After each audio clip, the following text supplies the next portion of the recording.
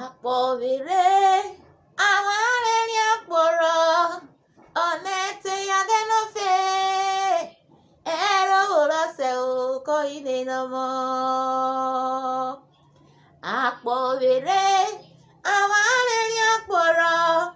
ọnete ya genofe ero orose ko ine nomo. Ikwoluro bole ni akpọvere emaluro bole ni akpọvere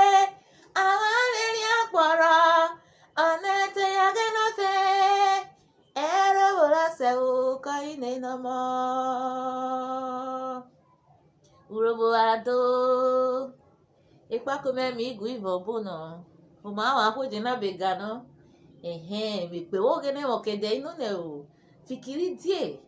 ogene swawa ekweje wotede inu ne boma sasasa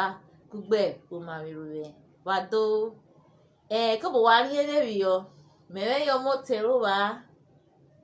oyono ayeruwewi Kristi ogene nyero happy igo umukuru none na amigu no gbosi avowoke ikorobume o si arota pare ogbeyin kugbe opoporopo itaye ye edefo ero ogbeyin ero opoporopo ero opoporopo oye na kogba lovuro gba irami onyeje oviere rami bekutona ogbeyin kibe irami oma hami vuro gbana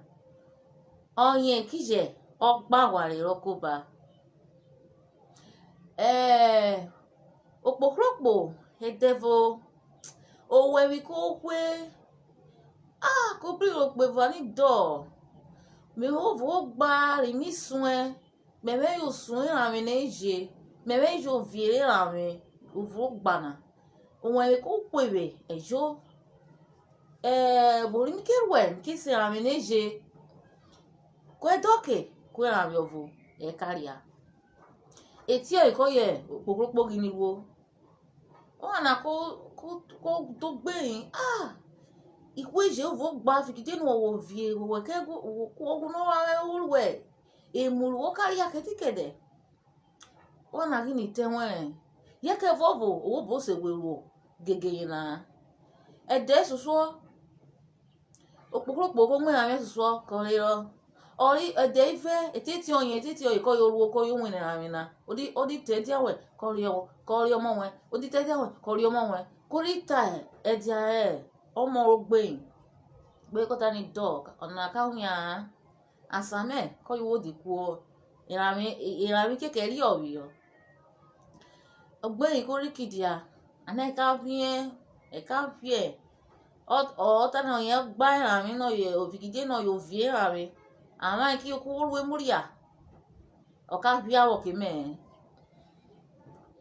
okikori jie o te asa de rie omo ogbeyin ni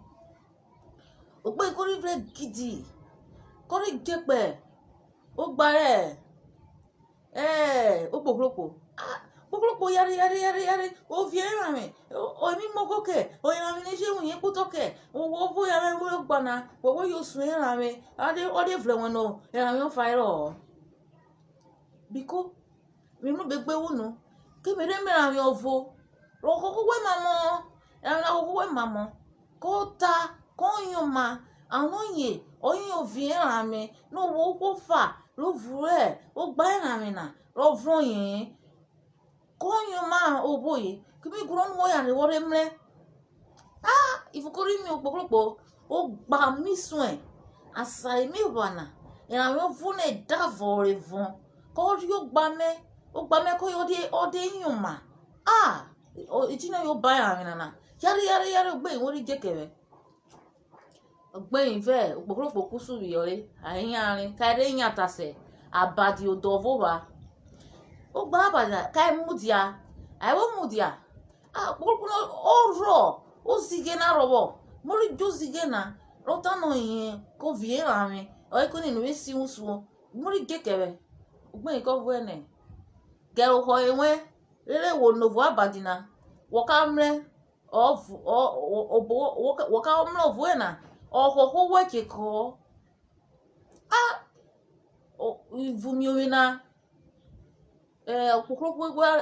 ko reri hore asodi wan yo hoina won yenu ho oje ko ke umanwe ogwo mlukoko na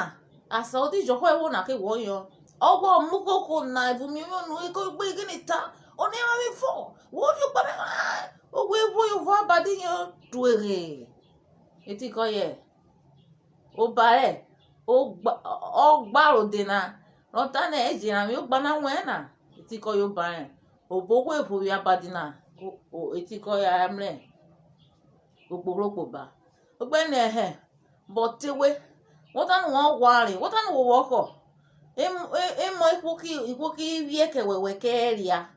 o tasame ku ojiwe wen wo kari omo me botewe no o makore bero ogbeyin ya pore ogolopore ki wuyeti edefa pon ku wo wa ìran mi ko ri wo yan bevo be ne obote ogbogbogbo wuro ko ni ro anu gberin àìkú jẹ kéré kiri dédò gbẹ̀yìn kiri ń gbẹ̀yìn pàǹkàbọ̀ ó yá àrí ògbẹ̀yìn wo nu dèrè ògbẹ̀yìn kọ́kẹ́ náà rẹ gbẹ̀yìn kẹ́rí kiri bìẹ̀ òsù ìràn mi fìkì àwọ̀nrìn lówó rí kọ́ yóò fò ní òkú àpọ̀lù wọ́n mìíràn náà wọ́n dẹ̀ tó bọ̀ tánú wọ̀wọ́ gbá wọ̀wọ́ kẹ́ tó bọ̀ sọ àpọ̀ náà wọ̀wọ́ ẹtì nẹ̀